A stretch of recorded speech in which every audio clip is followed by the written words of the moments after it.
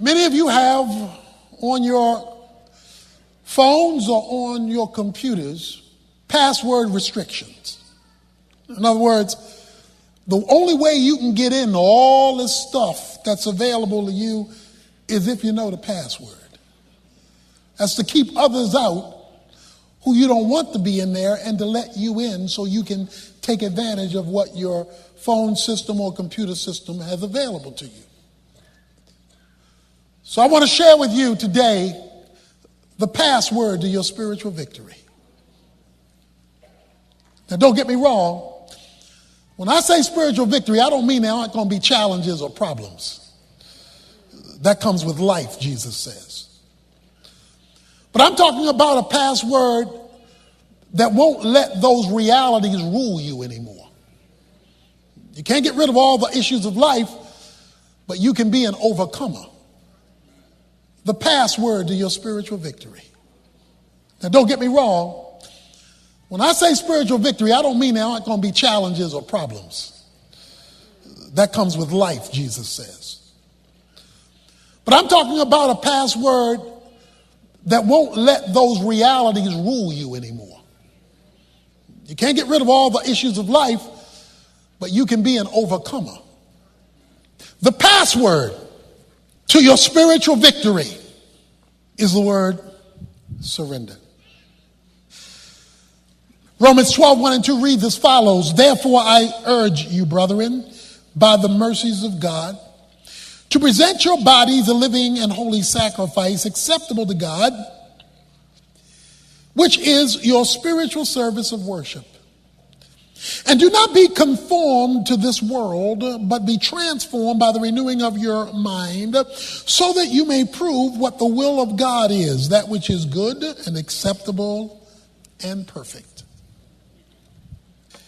Many folks here, I hope all the folks here, have made the decision to trust Christ as your personal Savior. You've decided to become a Christian. That's a decision. The problem today is many who have made decisions have not yet become disciples. They've made a decision at some point in time to trust Christ for the forgiveness of their sins, but who've not gone on to become a follower of Christ as a disciple of Jesus Christ. And the difference between a decision maker and a disciple is surrender. Surrender. Paul says that what God is asking from you is to present your body. Now, anything God's going to do with you, to you, or for you will involve you. It's your body, it's your hands, your feet, your nose, your eyes, your brain and mind. So when he says present your body, he is saying present your life. He says, God wants you to place you on the altar. The picture is of an Old Testament sacrifice, a lamb. They didn't put the head on the altar. They didn't just put the legs on the altar. They didn't put the frame on the altar. They put the body on the altar, which meant the life was being placed on the altar. All of the lamb was placed on the altar. In fact, when you look throughout Scripture, you will find whenever God wanted to do something and he wanted to do something big, he required a sacrifice first. There had to be something present that demonstrated that you were, one, sincere, and that, two, you were doing it based on God's standard. That's why he says holy. God says he wants you to present you to him. He calls the presentation of you to him your worship service. If he doesn't get you, you haven't worshiped, even if you're at church. He says your worship or your service of worship is in your presentation. I know many come to church to hear what the pastor will present in the sermon, what the choir will present in the song. God comes to church to see what the saints are going to present to him. And without the presentation, he says there is no worship. And therefore, what God is asking for is for you to surrender. That is, to present yourself. Why? Why is he asking for that? He says, I urge you, brethren, by the mercies of God. I want you to surrender because of God's mercy. Those of you who have kids in college is expensive. And because of the high cost of college, you want them to take studying seriously. You don't want them playing around in college. That's too much money for play. You want them to enjoy college, but you want them to surrender to study. You don't want the peripheral things to become the main things because the price is too high. God has paid a high price to get your surrender. Therefore, because there's a high price paid, I urge you, brethren, to present your bodies a living sacrifice. I want you to give it all to God. Now stick with me here. I don't want a piece of it. I don't just want you to have your bags packed and your belt on. I want the phone off, or we're not going anywhere. Not like the story of the chicken and the pig. The chicken and the pig are walking down the street. They come to a grocery store with a sign in the window, bacon and eggs desperately needed. Chicken looked at the pig. The chicken said, well, you know what? I'll give him the eggs and you give him the bacon. Pig said to the chicken, you got to be out of your mind. The chicken said to the pig, well, what's wrong? I got eggs, you got bacon. Oh, he said, there's a big difference. He says, Mr. Chicken, for you, it's a contribution. For me, it's the whole thing. See, what a lot of Christians want to do is give God an egg here and an egg there. Here an egg, there an egg, everywhere an egg. And God wants some ham hocks, chitlins, fat back, pork ribs. He wants the whole thing. Pig feet, he wants the whole thing. We're satisfied with an egg. He says, present your bodies a living sacrifice. He's asking for surrender. He calls it a holy act. The word holy in the Bible means special, unique, or that which is set apart. He says, present your bodies a living sacrifice, holy. That is, set apart. Don't treat me as regular. Now, to do that, he goes to verse 2. Because he's going to break it down. He says, the first thing I want you to understand, if you're going to give me the whole kit and caboodle, the first thing I want you to understand is you are not to be conformed to this world. What he's saying is, don't let the world squeeze you, pressure you, press you into what it wants you to look like.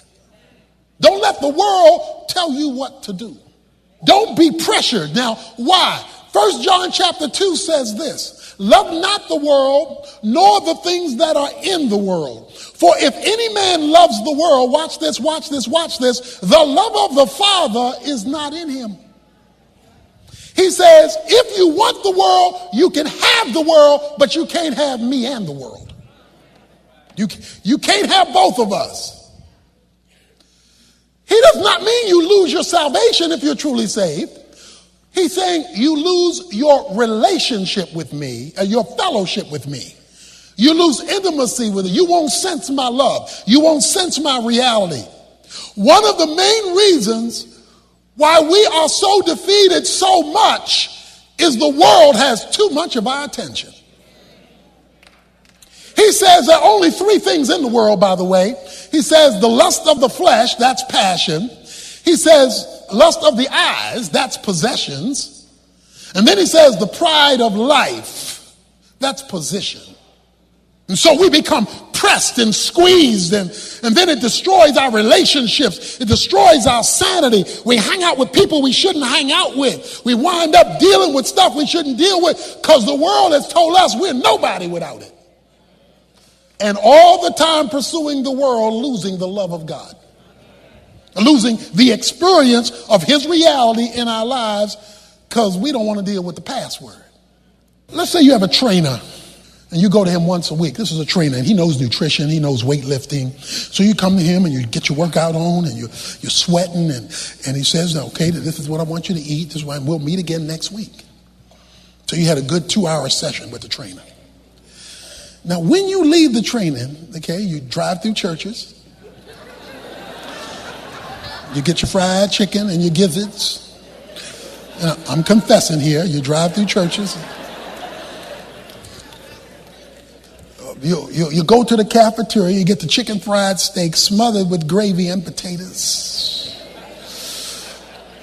You know, you get your slice of cake. You go through the grocery store. You get your Bluebell ice cream. But you don't feel bad because you did your workout. See, I for 2 hours, I gave my workout. Now I'm doing my thing. Not only did you do your workout, go do your thing, but you're going back to the trainer next week, same time, same place. He's going to tell you the same thing he's been telling you for years. The problem is when you leave the trainer, you cancel the training. You leave the trainer, you cancel the training because what he said did not become the way you rolled, be the way you operated, the way you moved. And because it did not become the way you move, it became a wasted 2 hours. So what we often do is come to church and waste 2 hours on a weekly basis. Because then we leave and let the world tell us what to do, how to do it, what to spend, how to spend it, who to hang out with, who not to hang out with. It begins to define us. And therefore, God keeps his distance while the world makes us feel like we've lost something. We've lost something, all right. We've lost something big. And that is the living love of God being experienced in our lives. Now that's the negative. But now he comes with the positive. He says, but be transformed, verse 2, by the renewing of your mind. He says, don't be conformed, but then he switches words. He moves from conform to transform. That's a different Greek word. And transformation occurs, he says, not from outside pressure. That's what the world does to conform us. He says it takes place with a change in your thinking. He says, be transformed, watch this, in the renewing of your mind. If the mind does not change, the change does not occur. There must be a mental transformation that takes place if God is going to change you from the inside out. And how do you know it's a change, transform, and not a management, conform? How do you know the difference if you could be doing it either way? How do you know the difference? Here's the difference. You want to. He changes your have to a want to. We've all seen The Biggest Loser. These are huge people who go on this competition to lose weight. They're the biggest loser. They go on the show, and the principle of the show is you become what you eat. Now, there's exercise and all of that. There's discipline. But fundamental to the show is diet. What you take in will determine what you look like. Obviously, they've been taking in a lot of wrong for a long time. Some of it's discipline problems. Some of it's the family they grow up in. Some of it's how mama cooked. There's a whole bunch of stuff. But the idea is I'm moving in the wrong direction. So they come to the big loser. And they get in this competition. And even the ones who didn't win have lost a lot. Because they're in an environment that's dealing with them thinking differently so that they are eating differently. What's true of the big loser is true of the Christian. You are what you eat spiritually. You become what you eat spiritually. And that's why we're so messed up, because what we're eating is the world. And so we're becoming worldly. We're not eating the word. We're not hanging out with people who feed us the word, who know how to cook the word. And therefore, we are not people of the word. And therefore, we are not spiritual. You become what you eat. And he says that means you must renew your mind. You must operate on a different frame of reference. You must begin to develop one simple question and answer it. What's God's view on the matter? And you must ask it first. See, most people ask that after none of the other views have worked. Whenever you are in a changing process, adaptation becomes difficult. Because you're starting out. So whenever you start out something you're not used to, work it out. The first time you go jogging, don't plan 5 miles. That's not going to happen. 1 block would be better suited. The first time you fast, don't fast for no whole week, eat nothing but water. Okay? You have to adapt to this new reality, because it's awkward at first. You're not used to going to God first, getting God's perspective first. You're not used to it. And so the carnal part of you is going to resist that. It's going to say it's too hard. It's too difficult. I don't know where to start. You're going to come up with all this. But when you develop the habit and you get used to it, your spiritual taste buds change. And you want the spiritual first. He says, renew the mind, say no to the world, yes to God's perspective, God's point of view. Don't go back and forth. Don't be double-minded. But that leads us to the final question. Yeah, I'm supposed to. I may even want to, but what's my incentive?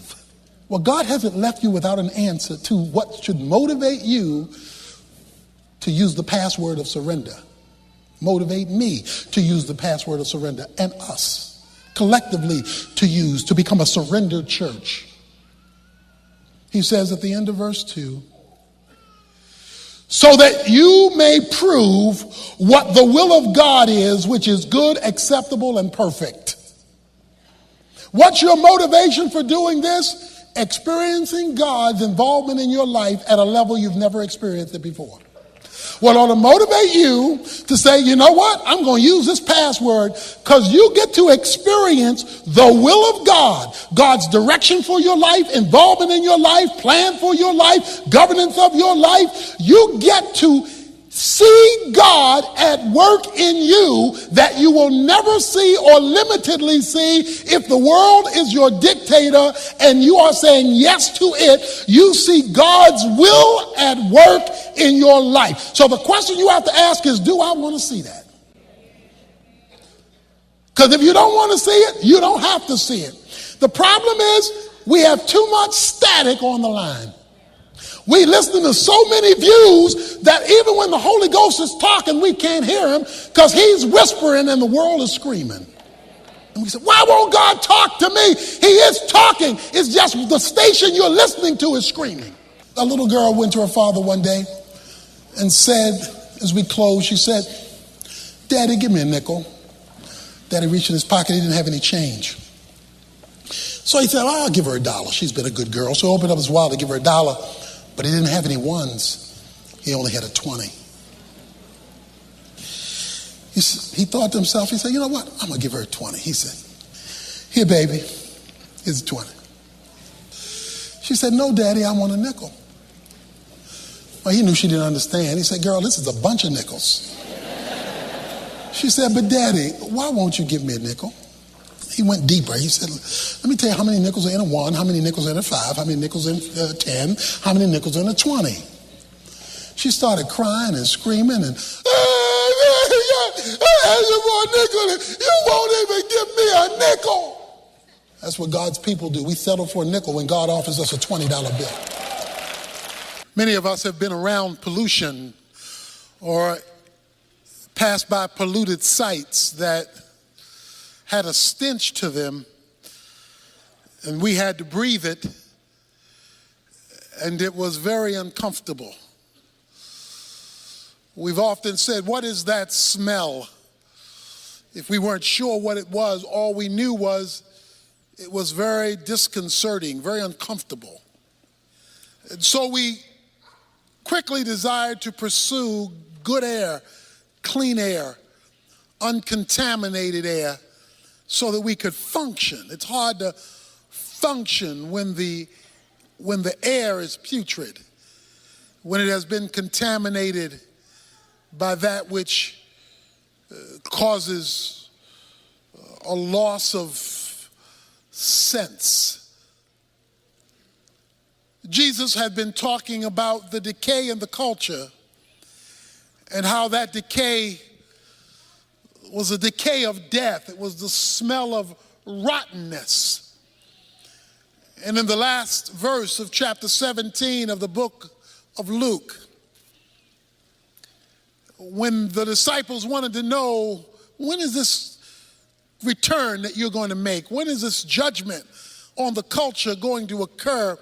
He says in the last verse, where the body is, there also the vultures will be gathered.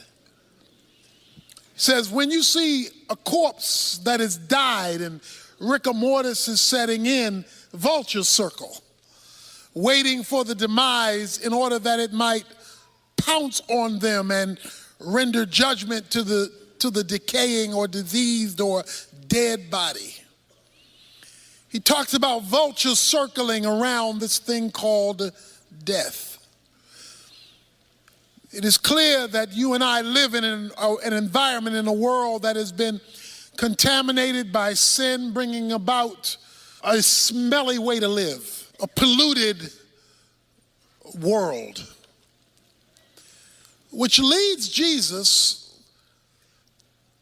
to identify a widow, a woman, to make an astounding principle that I want to leave with you today. In this polluted society where death reigns and vultures gather, he told them a parable. He states the premise of the parable up front. He says in verse 1, at all times men ought to pray and not to faint. Some of your versions read, other versions read, lose heart. The idea is quitting, throwing in the towel, saying, I can't take it anymore. To faint means to become weary or discouraged and want to give up. Has anybody ever fainted? You can't take it anymore. You don't know how much longer you can endure this, because the circumstances hovering around you, the vultures that are hovering around you, are indicating a situation that is dead or dying, and you see absolutely no hope. The air is stale. In this stale air, Jesus says, I want to tell you, men should always pray and not faint. In other words, when the air is stale, you got to rise above it to where the clear air is. Men ought always to pray and not to faint. That is,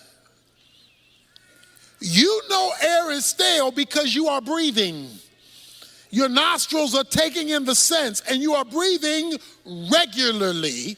So you are smelling stale air regularly in terms of when you're in a putrid environment, because you're breathing it. And so there's no way to get away from it because you're always breathing. He says men ought to always pray and not faint.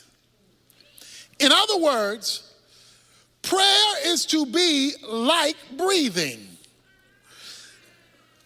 The only time when you are conscious about breathing is when it's hard to do it.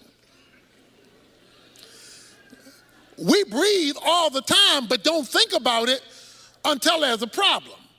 If there's an asthma problem or an allergy problem or some problem that creates the need for additional oxygen, breathing now becomes a conscious activity because it's being interfered with. He says men ought to always pray and not faint. Men ought to always be in communication with God because your ongoing breathing in prayer will keep you in good air, even though you may be living in a bad atmosphere where the vultures are circling. There are people here to gather today where the vultures are circling around your life and ready to pounce on your situation because death has set in. Things don't look like they will ever get better. Things don't look like they will ever change. Things don't look like they will ever work out for you. And all you see are things going downhill and the vultures circling, ready to pounce on you and do you in. Coming off of that, Jesus says to his disciples, men ought to always maintain contact with God like breathe. It should be so normal that you're doing it even when you're not conscious you're doing it. Because it's a orientation, not just a position.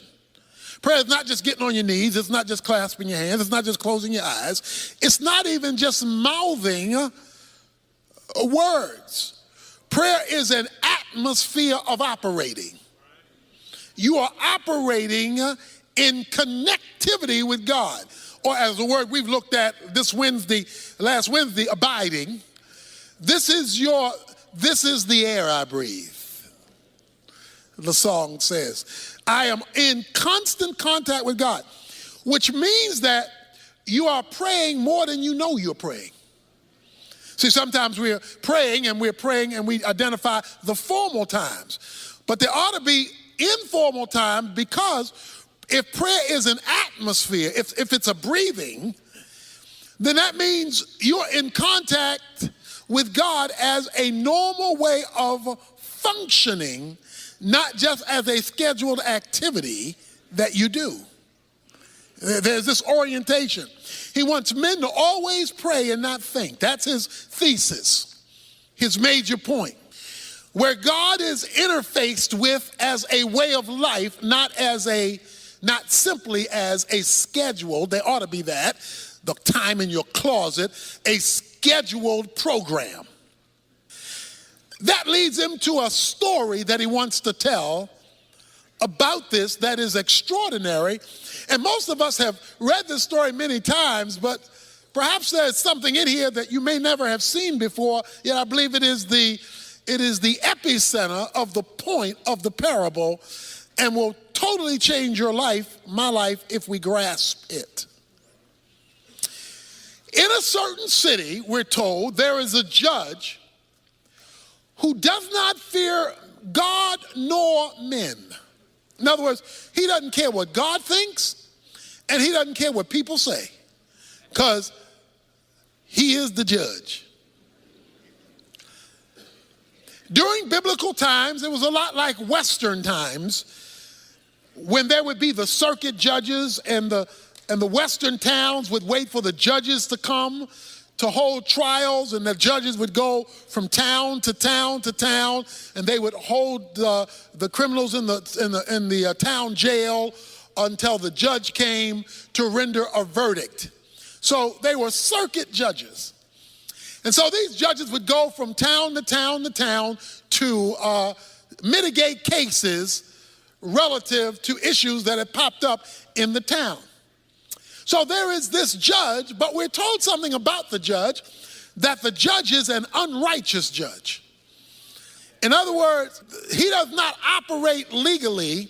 He does not operate according to the rules. He makes up the rules as he goes, and he doesn't care what God thinks or what rules men have passed. he's going to do his own thing. Judges like this were easy for bribes. The wealthy could always be set free because the wealthy could buy their way out of their problems. And since he wasn't righteous, he could easily be bribed. So we're told that there is this judge. He's going to render judgment, but he's not going to do it righteously. So that's the man. And he doesn't care what God thinks. He doesn't care what man says. There is also a widow in the story. There's a woman. She's been married. Most likely there are children. We don't know that for sure. But we know that her husband has died.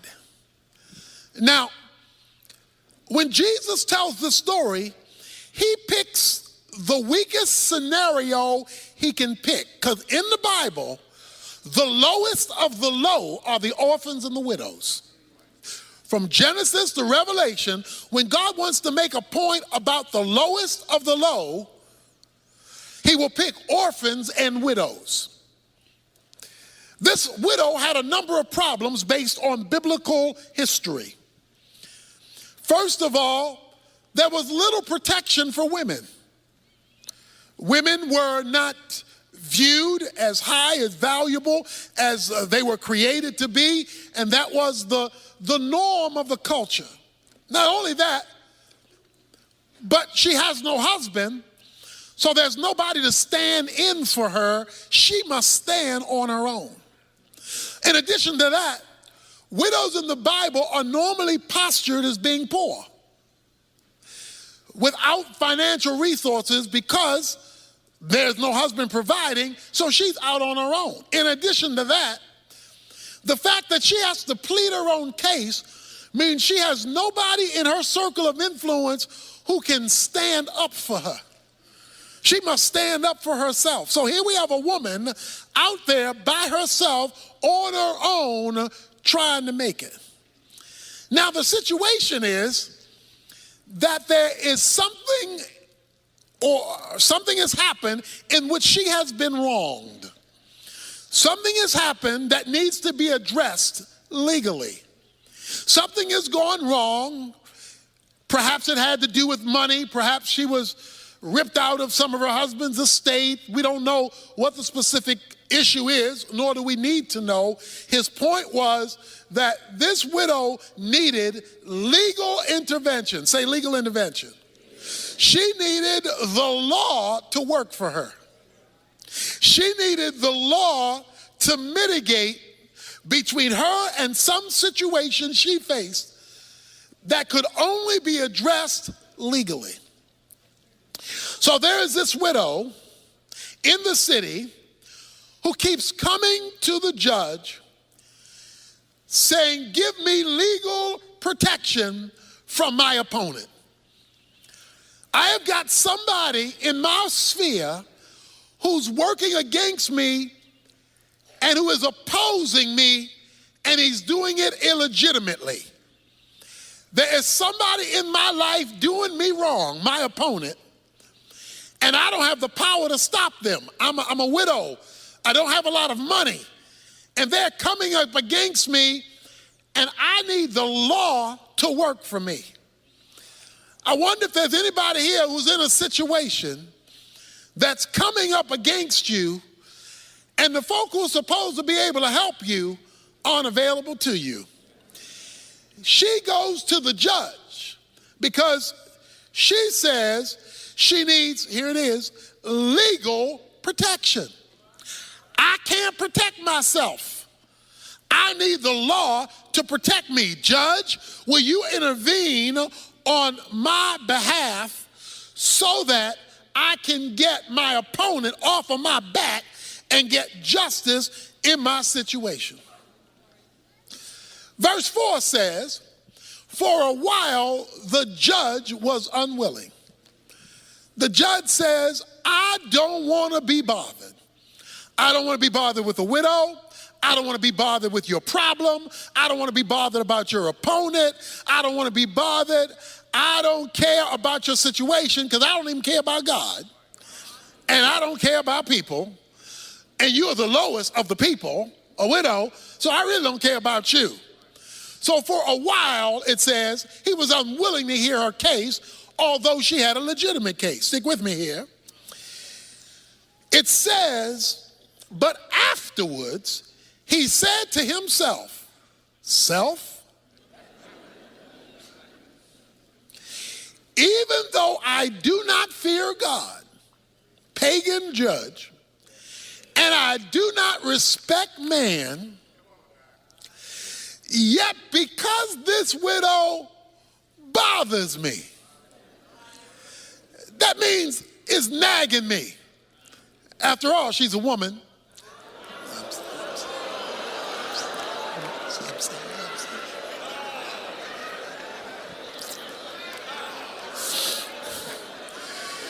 Let's give the benediction.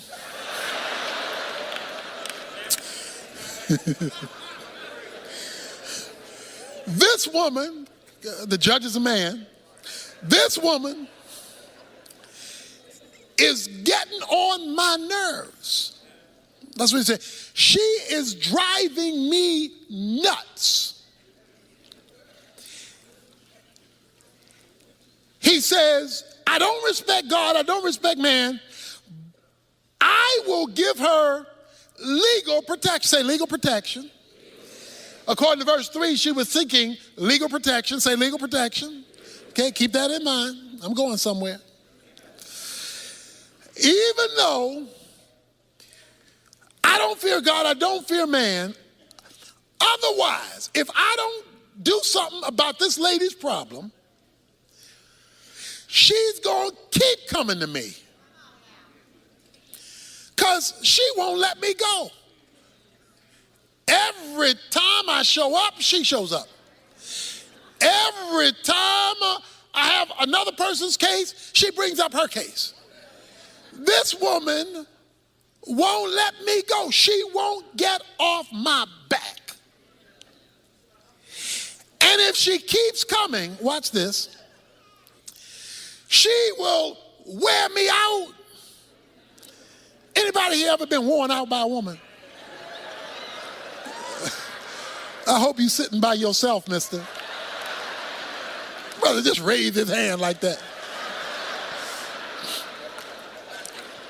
He says, this woman is going to wear me out. The Greek word wear me out literally is rendered, give me a black eye. Give me a black eye. The issue was not that she was going to punch him out. To give a black eye meant to ruin my reputation. To give a black eye means to ruin the person's reputation. He says, if this woman keeps coming, she's going to ruin my name. So this is what the woman was doing. In order to ruin his name, that meant she would have to be telling other people about the unjust judge. Because to ruin somebody's reputation, you're ruining their reputation among others. So evidently, this woman would show up at a court scene and say, this judge is not right. He ain't right.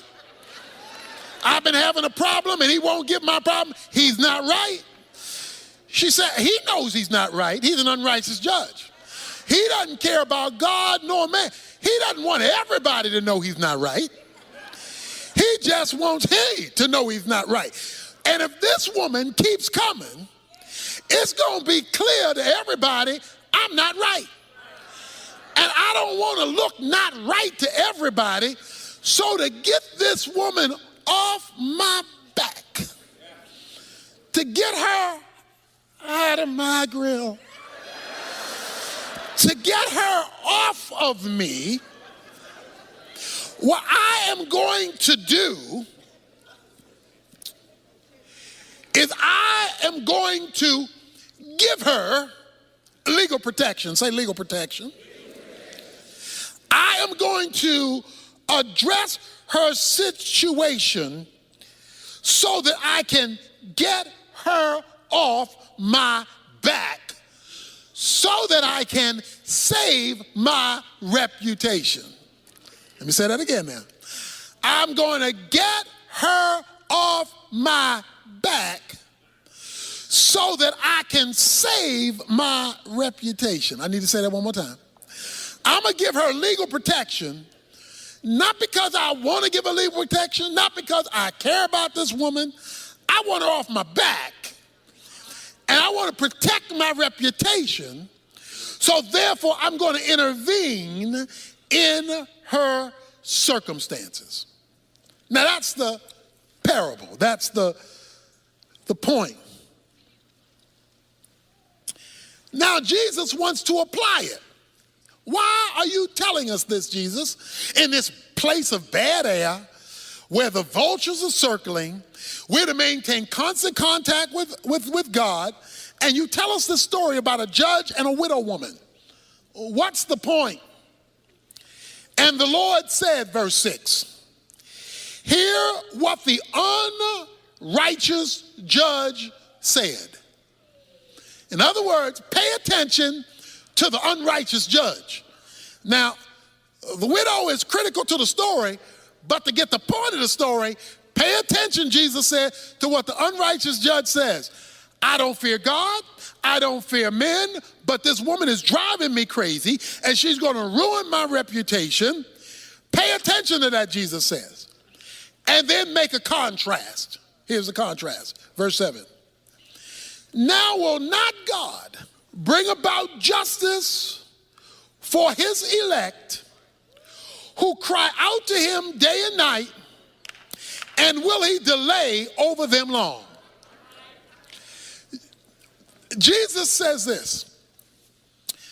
Listen to what the unrighteous judge said, because he says if you miss what the unrighteous judge says, you're going to miss the whole point. He says, an unrighteous man who didn't care about God, he didn't care about people, he didn't care about legalities, he didn't care about justice, he cared about his reputation. He cared about his name and not being nagged to death by this woman. He was out to protect his name. And in order to protect his name, he had to respond to this woman, because this woman was giving him a black eye, messing up his name, his reputation. He had to do something, because as bad as he was, he cared about his reputation. He says, now, if a wicked judge cares about his reputation, and he wrong, but he still cares about his reputation, will not God, who's not an unrighteous judge, he's a righteous judge, will not God, verse 7, bring about justice for his elect? The widow was a stranger to the judge. The elect are not strangers to God. The elect are God's chosen ones. They're God's children. You and I, who belong to Jesus Christ, make up God's elect. If an unrighteous judge who doesn't care about God nor men will bring legal protection to a stranger to protect his reputation, how much more will God bring about justice to his children, his elect, since he's the righteous judge and does care about justice, and will he delay long over them? Now, what I want to draw your attention to is a phrase that I've been asking you to repeat. Legal protection. See, it's easy to read the story, and twice in the story, the word legal protection is raised. Twice. And its cousin is raised in verse 7, justice. She was seeking justice through the legal protection of the law. But let's put it another way. The issue for the widow was not whether the judge liked me. It was not whether the judge knew me. It was not whether the judge felt sorry for me. The issue on the table was the law. I need you to bring the law to bear on my situation, because I'm being unjustly treated by my opponent. I need legal intervention. Men ought always pray and not faint. But what gets God's attention is not simply him feeling sorry about you in the situation you're in. It's not merely him seeing you cry. It's not merely him seeing you're depressed. What brings heaven down to earth in the vulturous situation you may be facing is calling down your legal right.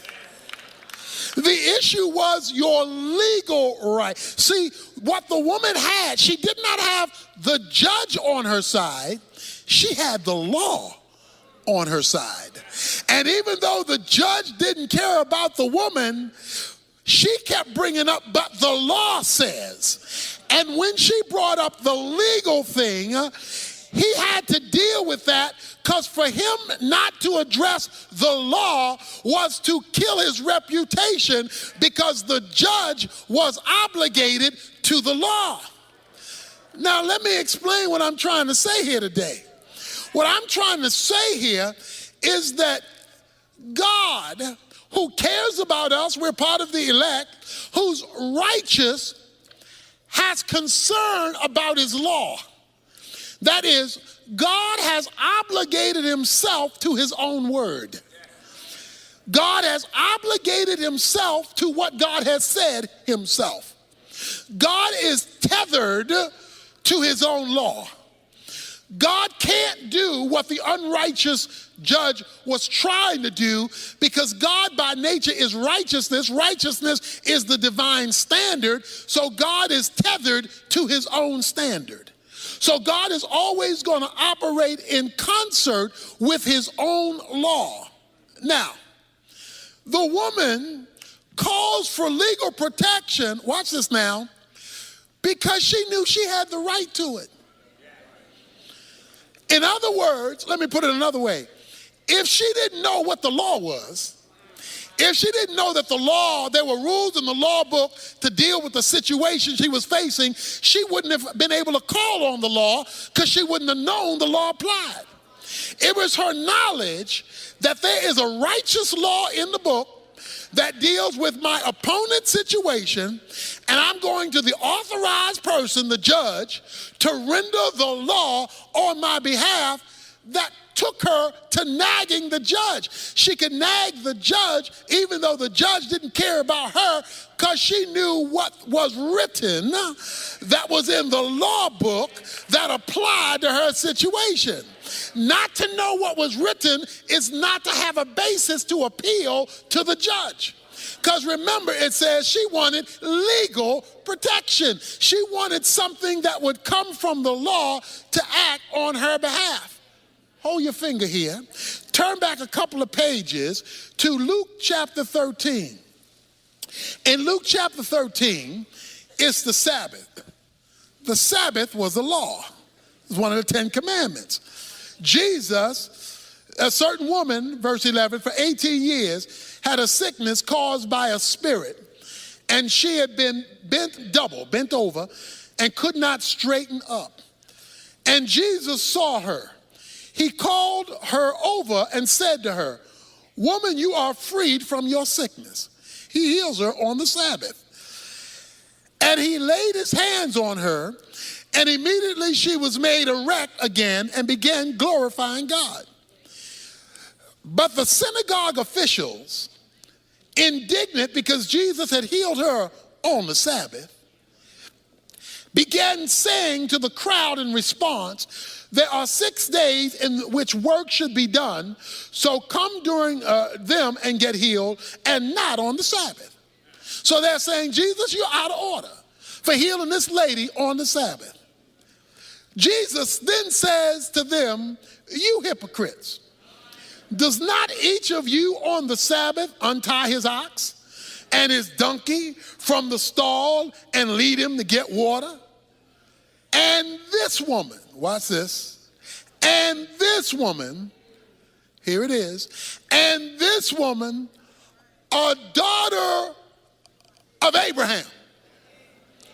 Not just this woman. I want to tell you who this woman is. She's a daughter of Abraham who Satan is bound for 18 long years, should she not have been released from this bond on the Sabbath day. Watch this now. You hypocrites, you will release an ox on the Sabbath from being tied up so he can get some water. I come to release a woman who's been tied up for 18 years on the Sabbath. You're upset about me releasing a woman when you're not upset about you releasing a donkey. Let me tell you, Jesus says, why I released this woman. I released this woman because this woman, he says, is a daughter of Abraham. Watch this now. The Sabbath was the law given under Moses. Abraham precedes Moses. He says, there is a legal relationship I have to this daughter. Because there was a covenant made with Abraham by God that God would bring healing to his people in covenant with an Abrahamic agreement when the problem came from a spiritual source. We heard that the woman was bent over, but her medical condition, watch this now, was tied to a spiritual condition. It said Satan had so messed up her life that it showed up physically and she had to walk bent over. It wasn't just because of her age. It wasn't just because of calcification in her back.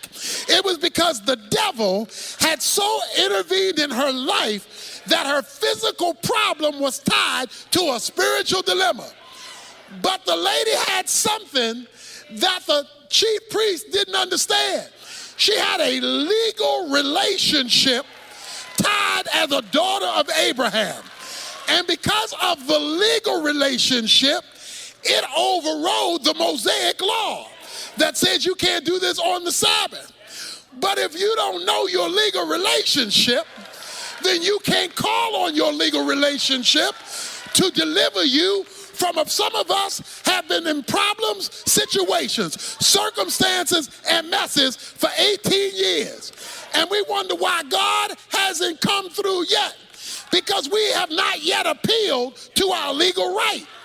But why haven't we appealed to our legal right? We don't know our legal right. And if you don't know the law,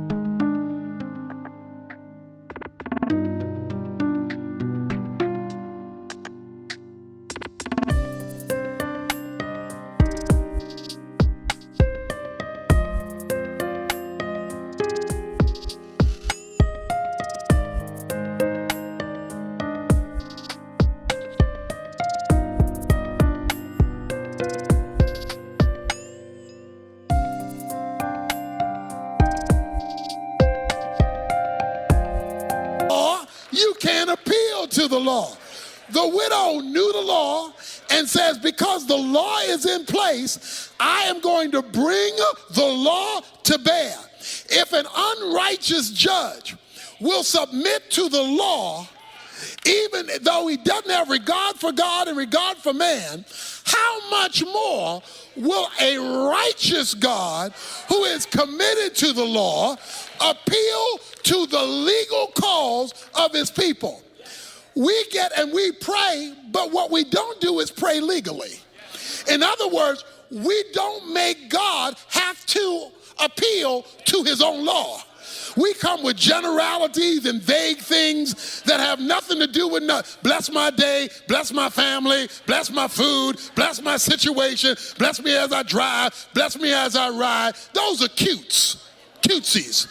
He says, when you've been jacked up for 18 years, when life has just messed you up, when you're like the widow and you have no place to turn, you need to know your rights. Everybody in here is an American citizen. You need to know your rights. If somebody wants to search your house and doesn't have a court-ordered right to come in there, you need to know your rights. You need to know your rights, that you have a right to a lawyer if you are arrested. You need to know your rights, because if you don't know your rights and a policeman arrests you who doesn't fear God and doesn't fear man, he could jack you up if you don't know your rights. But when you know your rights, then you can call with authority on that which you deserve because of your legal status. He says men ought to pray, but not in some vague way. The best way to pray is to call God to have to respond to his own word, to call God to have to respond to his own truth. God, and see, the best way to pray is, God, here, let me show you, God, this is what you said. You said this. Let me read it to you, God. You said this. In case you forgot, God, you said this. I don't know if you read it lately, God, but you said this. You wrote this. So I'm talking to you about what you said. You say, well, what difference will that make? He tells you at the last verse, verse 8, I tell you that he will bring about justice for them quickly. However, when the Son of Man comes, will he find faith on the earth? He says, some of us have been waiting a lot longer than we should be waiting. Some of us have been struggling a lot longer than we should be struggling. Why? Because we'll talk to God about stuff, but we will not call on God in terms of his law, in terms of what he has written.